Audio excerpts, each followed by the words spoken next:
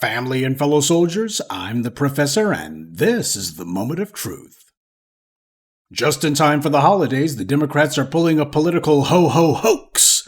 But since white supremacy has no new plays, they're running the same old playbook. Now, before we get into it, let me say I'm a realist. I know a lot of us are in different places when it comes to our black empowerment journey, and that some of you are no doubt listening to this while you're sitting around the Christmas tree, unwrapping presents, eating Christmas cookies, or you're hungover from the office Christmas party, or whatever. I get it.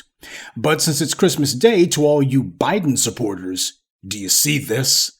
This is what the Democrats are putting in your stocking this year. A nothing burger.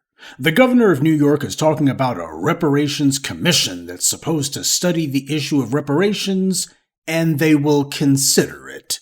Now notice they didn't say if they're actually going to do reparations. Nobody's talking about how do we get reparations done. What they say is let's put a committee together to consider it. It's like when you ask your boss if you can have a day off, and instead of saying yes, the boss says, I'll consider it. Now, does that sound like a yes to you, or does it sound like you just got brushed off? If they don't think reparations should happen, then why do they keep making such a big deal out of telling us they're putting together a study group? They never do this with any other issue. If they do have a study group for this or that, or a commission supposed to be looking at this or that, they don't do signing ceremonies to announce any of those. You usually don't even hear about these alleged other commissions, even if they get finished. It all passes without comment. And if what they're doing in New York sounds familiar, it should, because it's exactly what California did. You can tell the Democrats are getting desperate. They're doing this in direct response to what the black grassroots have been saying. Biden's poll numbers have been in freefall, and even trash like James Carville, the Cajun Skeletor, was saying that the 2022 midterms proved that Democrats' black voter support was way down. And as I've told you, the black voter turnout has been falling for the last 10 years. Ever since Obama's second term began and black voters began to accept that he wasn't going to do anything for black people in his first term, his second term, or any term at all. Democrats like Bernie and Kamala Harris have already said that they oppose reparations flat out. That's the reason why no matter what you see going on in California or New York with their little do-nothing political agitprop, nobody from the White House ever stands with them. Nobody from the White House ever even comments on it. They want to stay away from it. And yet the white media goes ahead and gives big coverage to it because the entire point is to get in front of your eyeballs. That's what they're trying to reach. See, they know that we have not only reminded people about all of Biden's broken promises from the 2020 campaign, we've also made sure that our interests have remained at the forefront. This is exactly what the black media's mission has been from the very beginning, as I've been saying for over 15 years now. Our goal is to take control of the social and political discourse within the black community and to elevate the debate. Stuff like these pretend reparations study proposals, this isn't reparations, family. It's political theater. They make a big deal out of this. They invite all the cameras down to watch. They have some politician sitting at a desk signing something. And to a lot of black people, they'll actually con themselves into thinking something significant happened. Let me tell you something. You don't do a signing ceremony for a proposal. You only do signing ceremonies for a piece of final finished legislation, not for an announcement of something that could have some people meeting for what could be a committee, that could make some proposals, that could be considered. That's a hell of a lot of qualifiers, don't you think? But they know that a lot of Negroes won't know the difference between a real signing ceremony and a fraud, and sadly, a lot of black folks won't care. Too many Negroes have a totally defeatist attitude, so they don't actually want to fight for what's theirs. They've already resigned themselves to the idea that they won't get what they're supposed to, so why bother? And when they see something like this, the Willie Lynch chip kicks in and they start saying that we should settle for whatever the Democrats give us, even though they're not giving us anything at all. Because besides, we wouldn't get reparations anyway. About the only real beneficiaries of this empty political theater are the Democrats' online shills. You know, the ones who infest Twitter and who bomb into our comment sections. PR stunts like this are meant to give these shills something that they can say whenever we point out how Biden hasn't done anything for reparations, hasn't done anything for black people. They'll be able to point to this and say, see, Democrats are doing something, when in reality they're not doing anything at all. Though I do have a question. This is especially for the defeaterati out there, the people who are constantly talking that defeatist crap. I block them, by the way. I don't keep people around who cheerlead against our victory. If what we're doing isn't having an impact, as the defeatists say, then why is it that these Democrats feel compelled to keep doing these stunts? Why not just ignore us, ignore reparations, and move on? Why continue to pretend like they're addressing this issue? Because they're worried about what might happen if they don't. You had Joke Reed on her little sideshow a few years back saying that anybody talking about reparations is a Russian bot. Okay, well now California is talking about reparations. Granted, it's only talk, but they're saying it. And now New York is talking about reparations. So I have to wonder when Joy Reid's going to say that Governor Newsom or Governor Hochul are Russian bots. Though I gotta say, to have Kathy Hochul, of all people, calling herself leading this little charade, this is the exact same Kathy Hochul who was boldly defending the murder of Jordan Neely. She said that behavior has consequences. This about a man who was heinously strangled to death. And she was ready to stand by the defense of this murder, her public advocacy for killing black people in the streets. That is, until the public backlash started, and it didn't go away. Then all of a sudden she decided that she needed to back down, but she wasn't alone. Officer Eric Adams of the NYPD was right out there with her, saying, well, we gotta keep the public safe now. They were cheerleading for killing black people. And now here she is, pretending like she's doing something for black people. You got these sorry Negroes, these sorry sellouts standing around her, just smiling and cheesing. Nobody taking the opportunity to say, hey, this woman was cheerleading for the killing of black people. Well, I will say this, she's absolutely right about there being consequences for behavior, and hers will have severe consequences with the black voters doling out the punishment. She was flanked by a rogues gallery of bootlicks, tethers, and sellouts for this little PR stunt. It was like a convict's row of turncoats. This is how political theater works. Decide on what the script is going to be today, cast some dependable people to be your extras in the background, and tell them what lines to say. And you don't have to worry about them going off script because they depend on you for every crumb of their daily bread. I mean, look at these fools. All of them are old and empty, just a bunch of empty nothings. Al Sharpton is ancient. He wasn't the most respect-worthy of people back when he was trying to be an activist in the 80s and 90s, but the last 15 years or so, he's just gotten worse and worse and worse. Yeah, I guess that little old hustle he was running back in the day didn't pan out like he thought it would.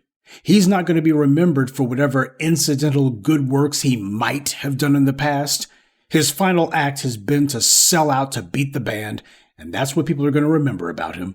It wasn't your Al Sharptons or your Sheila Jackson Lees or your Roly-Poly Martins who put reparations on the map. And it wasn't any of your corrupt and phony organizations like the A-Dunce crowd. And it certainly wasn't any of your congressional black talkers either. None of them would even mention reparations. They don't mention it. Even when they're in front of black people, they won't mention reparations. So none of these bootlicks who the white media made prominent had anything to do with putting this issue on the front burner. They've been the ones fighting us. It was the grassroots who made this happen. It was the grassroots who made it where they have to deal with it, even though they're only pretending. The point is they got to come to terms with it. And mark my words, before it's all over, you'll see these same sellouts pretending to cheerlead for reparations. You will see them attacking us openly, saying why cash reparations is a bad idea. Remember, this is what happened when the San Francisco NAACP attacked cash reparations earlier this year. They did it openly, saying that cash reparations isn't feasible, and then trying to sprinkle sugar on crap by saying cash wasn't desirable anyway. Why? What we need is more money for the NAACP office in downtown San Francisco and the surrounding area. You know, got to raise those property values for the NAACP. So far as they're concerned, reparations means money for the NAACP, but none for you and me. And these are the clowns who the white media keeps saying are black America's leaders. You're starting to get an idea why the white media loves to give them FaceTime in front of the camera so much. And in New York, they'll be pushing hard as hell so that any phony baloney reparations proposal will apply to any and everyone who is black, regardless of if their ancestors were enslaved in the U.S. or not. They failed to expand the definition of who should be eligible for reparations in California. They got beat on that one. So now they're trying it again in New York. And if they can't expand who's owed reparations to anyone who's black, that also means a lot of immigrants will qualify. And from there, they'll say that all immigrants are owed something. Speaking of which, when you look at New York and Chicago, you see tons of immigrants illegally entering, and they roll out millions of dollars of our tax money overnight for them. Food, housing, jobs, all overnight. And there's no studies required for that. No commissions required either. And they don't care what the public, especially the black public, thinks about it. So this isn't a matter of money. It's a matter of race. That's the big reason that Biden's not coming anywhere near this. Neither is Kamala Harris. Nobody in the administration is coming anywhere near this. They don't want to. As far as they're concerned, this is their means of containing it. It's a local thing. Well, that's something that California's doing. That's something that New York's doing.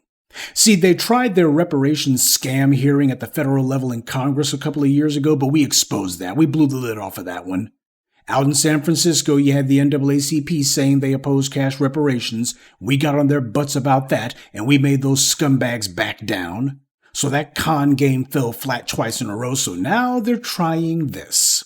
Remember, as I've told you, the entire goal for them from the beginning has been to redefine reparations, redefine who it applies to, and redefine what it is as something other than cash payments.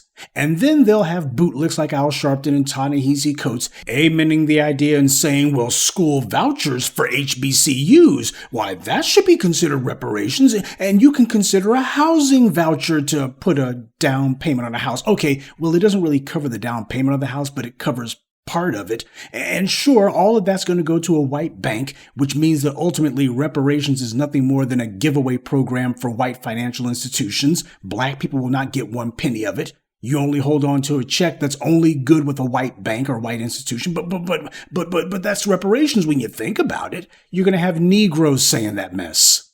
And then after the white government has done these do-nothing scams, they will then be able to turn around and say, we paid reparations, and as of now, black people aren't owed anything. The slate is clean. Black people have nothing to complain about. And if you people are still poor, well, that's your own dang fault. We've paid reparations. We have now made good for the greatest sin in human history. The slate's clean. That's what they're going to try to say. I've been telling you this for years. That's what they're thinking this is going to go. That's where they want to go with this. That's the thread that runs through all these public propaganda moves, to falsely claim that something other than cash should count as reparations, and someone other than foundational black Americans should qualify as the recipients too. We've seen this before with people like Alexandria Cortez when she jumped on that particular bandwagon claiming that Latinos should get reparations because, well, reasons. And you didn't have any black politician in America who pushed back on that one. They all just rolled over and said, well, she got a point. They didn't want to even give any pushback on that. So what does that tell you?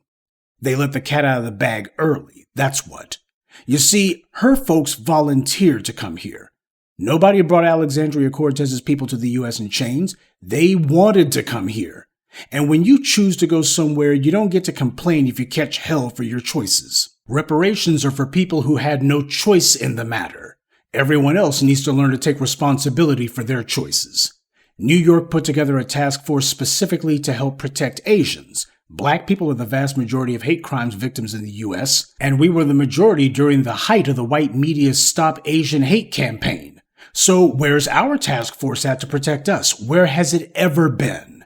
Asians got a hate crime law specifically written for them. They didn't need any committees to study it, no commissions to consider it. So where's the hate crime law for the majority of hate crimes victims then? New York's sock puppet politicians are against us. Every lying, duplicitous word they say is meant to undermine us, to distract us, to misrepresent us, to lie about what it is that we want. That's what they're trying to do. They're trying to find a way to take the conversation out of our hands so that they can go ahead and run with it and say whatever lie they want. They're going to do like Biden's minions did in 2020. They'll tell us that they can't talk with us about reparations because, well, these alleged committees are working on it. So yeah, we know you niggers are still talking about reparations and you're saying that the black vote's going to stay home in 2024, but you can't do that. Why, see, we're doing something about it. You just need to vote for us because if you don't, then the Republicans ain't going to do reparations at all. Never mind the fact that Democrats aren't actually doing reparations. That's the game that's going on here. This is their 2024 get out the vote con game. Biden, and by extension the Democratic Party's position, is bad and getting worse. Their plan to put together a new non-black voter coalition, one made up of immigrants, LGBT people, and white moderates, read casual racists, hasn't panned out. The same educated white women voters who voted for abortion in those red states will also vote for Trump too if he's on the ballot again. Democrats know this. Their goal is to get us to go back to voting for them again, but without handing over the bag. We tell them what we're demanding, and they'll just point to their phony committees and say they're working on it. And in the end, nothing will happen because it was never meant to. It's just like Kamala Harris when she was running for the Senate. The family of Matrice Richardson put Kamala Harris on the hot seat over that woman's disappearance. Kamala ignored that murder until it was time for her to run for the Senate and she desperately needed some black support. She very loudly and publicly announced that she was reopening the Matrice Richardson murder case. But as soon as she was declared the winner of that Senate race, Kamala very quietly announced she was reclosing the murder investigation again. This fraud in New York City is just a variation on the same theme. Get Negroes excited that the government has said something about reparations, even though they're not promising anything. And then after Negroes get to feel good about it, the Democrats can direct black folks to the polls, black people vote, and then nothing happens. Again. And the bootlicks who are going along with this are so pathetic. These Democrats in New York, they got their hands so far up Sharpton and company's behinds they can taste their fingertips. They're trying to make a political football out of reparations. Part of it is to deceive the gullible into thinking the Democrats actually want reparations to happen, when the reality is this is a Trojan horse, a trick bag. And the other half of black people are going to be looking for an excuse not to push for reparations because they think that it's going to make some of their co-workers unhappy, some of their associates, or their interracial sexual access. So they'll be the ones saying that the Democrats aren't serious about reparations, so we should abandon the issue, when in reality, they just don't want to make anyone unhappy with them. And of course, the Democrats have a ready phalanx of Negroes helping them do it. Never forget the sellouts who are working with the enemy. Other groups, they remember who their turncoats and traitors are. I said years ago that reparations is an excellent issue for us to make our main political demand, because reparations is like truth serum. It forces everyone to have to admit where they truly stand. Reparations will change the balance of power in this country, which changes the racial paradigm, the very paradigm that white supremacy depends on for its existence. And these racists can't afford to have that happen. And neither can the white moderates, who don't support it either, and the bootlicks who depend on white power for their livelihood, they also oppose it. All these phony pretend activists out there running game on the community, lying about being for black empowerment. But when the black grassroots pushes an issue that would actually improve things, the bootlicks see how the white political party chiefs they work for don't like it, how the white media producers and personalities they work for don't like it, and how people at work and certain of their bedfellows don't like it. I mean, seriously, do you think that Roly-Poly Martin would be able to hang out on the golf course with his white buddies if reparations goes through? You think those white guys he hangs out with on those golf videos have ridiculed and mocked him before? You let reparations become a reality, he'll be lucky if they don't lynch him. See, we've defined reparations, and we keep making sure that that definition doesn't change, so they can't afford to even play along with this because it's too dangerous. Just even talking about it forces white power to have to give up its power. And if they do that, they're dead. So from the San Francisco NAACP on the West Coast to Sharpton's national non-action network on the East Coast, we have wall-to-wall traitors fighting against you and me. And they can do that, but they better remember, we've got them outnumbered and outclassed. Now, on a side note, black folks, I want you to think about how much money is spent, or rather wasted, this time of year every year. As Brother Khalid said, on December 25th, it's ho, ho, ho, and on December 26th, you owe everybody. I'd like to suggest that you should put that money you were going to spend on gifts into starting your business. Put it into that investment that you've been putting off, an investment in yourself. Every year, Apple and Samsung put out a phone or a tablet or what have you, and it's no different than the one from last year. They put on an allegedly new app or two, and they claim that the camera is different or some other little distinction without a difference, like it has more RAM or whatever, and people will line up around the block to get it, already knowing that it's not really any better or substantially different than the phone that they had a few years ago. This is, as Dr. Claude Anderson put it, inappropriate behavior. Don't prioritize consumerism and conspicuous consumption. Dr. King called materialism one of the three evils of American society, and he was right. Prioritize black empowerment, starting with yourself. Not trying to show people how much money you can waste. Power doesn't try to impress other people, because it doesn't have to. Power is secure in and of itself. Power does what's in its own interest, anywhere and any time of the year. So should you. Just a little something to think about, especially on this day in particular, because you can take that same principle extended to the political arena and benefit from it too, when you decide that you're going to do what's in your own personal interest when it comes to politics. People don't take you seriously until you show them that you can put some pain on them. And even then, some of them will continue to try to test you until you follow through on it. When it comes to any dealings where people aren't giving you your respect, you have to show that there's an or else behind whatever you say. Even if it's unspoken, it still better be there. Defiance is good. People need to know that if you're not getting what you're supposed to get, then you can refuse to cooperate. But the best thing of all is to be able to impose consequences when people trifle with you. We've had the power to do it all along.